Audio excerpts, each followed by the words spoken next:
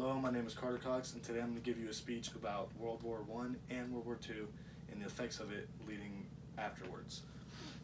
So, 97 million people died in both World War One and World War Two combined. Obviously, that's going to have lasting effects throughout history. So, the first World War One was led up to by imperialism, increased imperialism, and nationalism. And so nationalism is the people. It's basically patriotism. It's the people's love and loyalty to their country, and that kept ramping up. So people wanted more, like wanted their country to be bigger, which is basically what imperialism is. So countries are taking more countries, and then countries are fighting over the countries that they're trying to take over, such as in the late 1800s and early 1900s. They're trying to take over Africa, and countries are fighting over that. And then another thing that happened is the First World War was the first showing of new modernized technologies such as machine guns, submarines, warplanes, and tanks. And the end of the First World War leads into the Second World War. Okay, new machines and new weapons and strategies used in World War One. So the front lines of World War One eventually, after a few months, slowed to a grinding halt, and they dug in trenches, and so that they could protect themselves. And what happened is in between those two trenches there was something called it was called no man's land, and it was full of obstacles and barbed wire and mines and everything. And what they would do is they would shoot mortars from either side to try to kill more people and push the lines.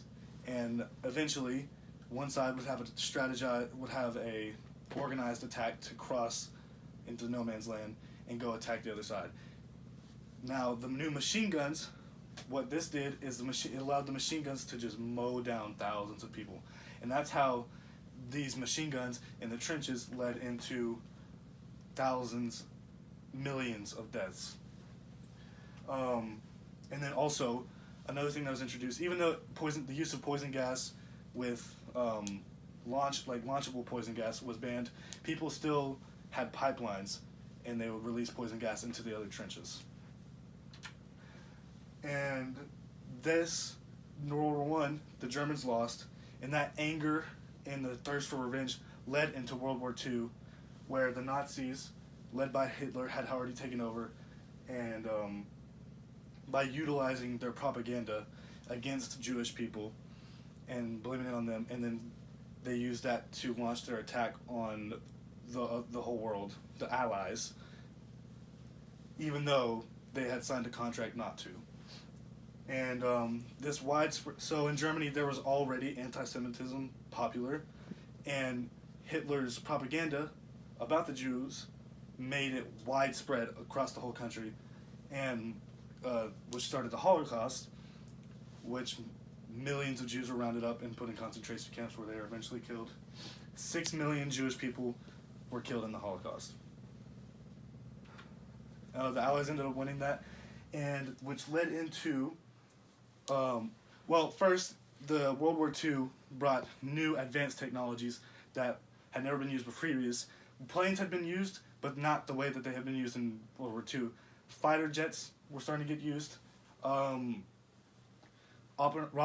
Oppenheimer developed the nuclear bomb during World War II and used that to end the war.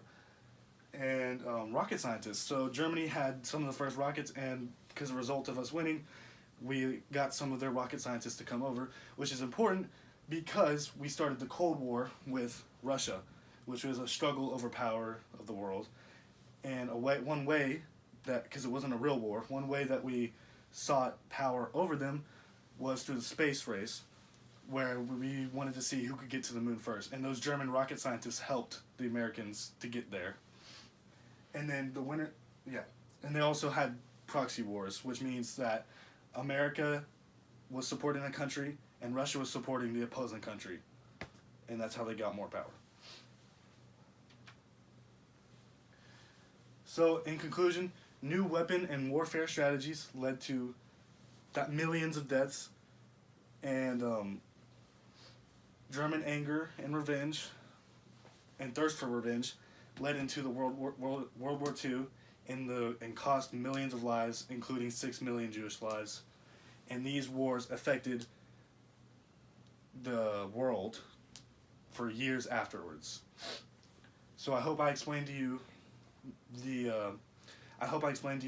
well what happened generally in World War One, World War Two, and afterwards.